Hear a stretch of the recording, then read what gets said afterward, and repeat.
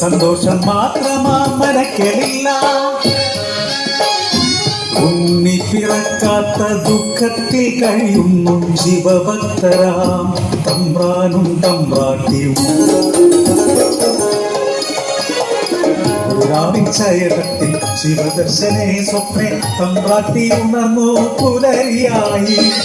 തോഴിമാരൊത്തു നീരാണ യാത്രയായി. ആ പുലരിയിൽ കുളിക്കടവിൽ തേജസാജ്വലിക്കും ഒരു പൈതൽ ശിവദേവൻ നൽകിയ നിധിയല്ലയോ. മനക്കലോ സന്തോഷം അലതല്ലി.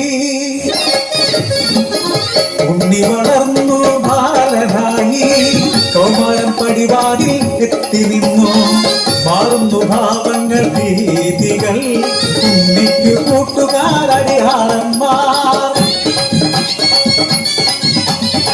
കടവിനക്കരെ പറച്ചിയൂരിൽ അടിയാളത്തിലെ കൂട്ടുകൂടി. തോട്ടിൽ ചൂണ്ടയിട്ടു കാട്ടിൽ നായാടി കല്ലുമോന്തി മാംസം കഴിച്ചിടുന്നു.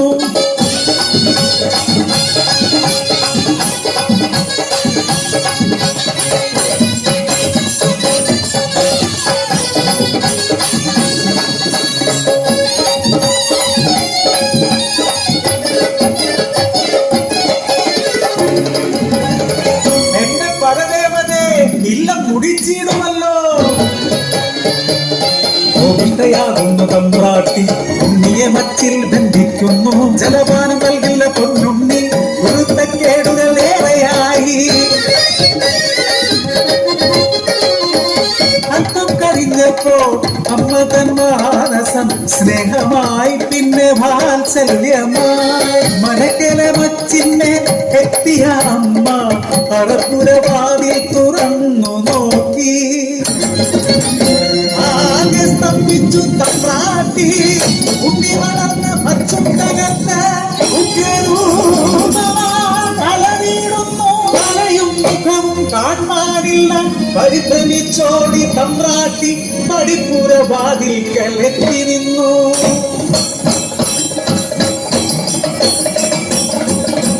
മനക്കരെ വച്ചും തകർത്തുണ്ണി വെറും ദൈവമായി മാറി.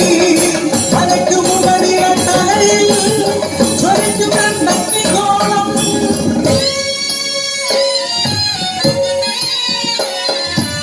ഭയന്നൊര തമ്പ്രാട്ടി നോക്കാനാവാതെ കൈകൾ കൂപ്പി നിന്നു.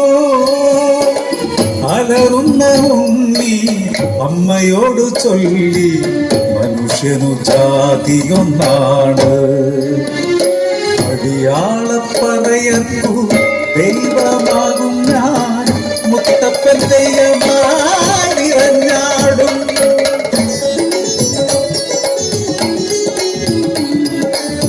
ദൈവമായാലും അമ്മയ്ക്കു നീ ഉണ്ണി. ഈ അഗ്നിഗോളത്താൽ ഉണ്ണി മുഖം ഒന്നു കാണാനില്ല. കണ്ണുകൾ മൂടി മുത്തപ്പനായി നീ ദർശനം നൽകൂ പരശിനി കടവിൽ.